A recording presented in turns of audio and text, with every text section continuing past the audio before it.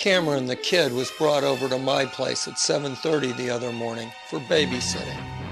What's in there? A robot monster. His dad was sleeping off a night shift, and Mom and Big Sis had a camping trip, so it was up to me to keep an eye on old Cammy. He's a good one, and we get along fine. We live at the beach, and a big blow had recently come through, leaving a path of destruction in its wake. Cammy and I figured we'd head over for a little look-see, but first I showed him an episode of Sea Hunt on Hulu.com to prepare him for the dangers of the sea. I learned most of my oceanography from Mike Nelson back in the day, and I figured at 4.5, Cameron was old enough to get the facts. Hello there. I'm Lloyd Bridges. Skin diving is fun and adventure for young and old, but it can be dangerous. So know the sport well and don't take any chances. Be with you next week for another exciting sea hunt. Little did we know how valuable that show would be to us. Life imitating art, if you get my drift. Cam and I reviewed what we had learned. What was the name of that show? Sea Hunt. And what was the name of the guy?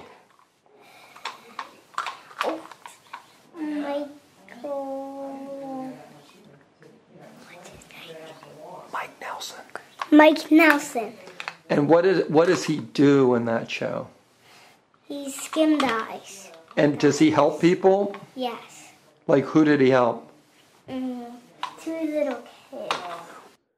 The weather was still pretty raw, so we suited up in raincoats, and in Cam's case, red rubber boots, and made our way to the dunes.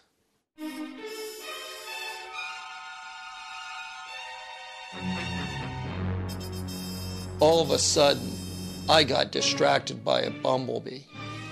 Cammy kept going, but I had to make sure this bee wasn't going to spell trouble. After the bee buzzed off, I went to find Cammy. The storm had left the shoreline pockmarked with dangerous caves. Cammy was nowhere to be seen, and I felt the cold fingers of panic begin to tighten around my neck. "Cool it, Daddy-O," I said to myself. "He's got to be somewhere."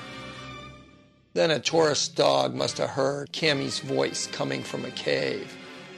The lifeguard was way too far away, and the tide was coming in. I snapped into action. It was a battle between me and the sea, but even if I pulled him out, he'd been down too long. He might have the bends, or worse, an air embolism. Since there was no decompression chamber nearby, I'd have to decompress him myself. If I was successful, he'd make a little squawk.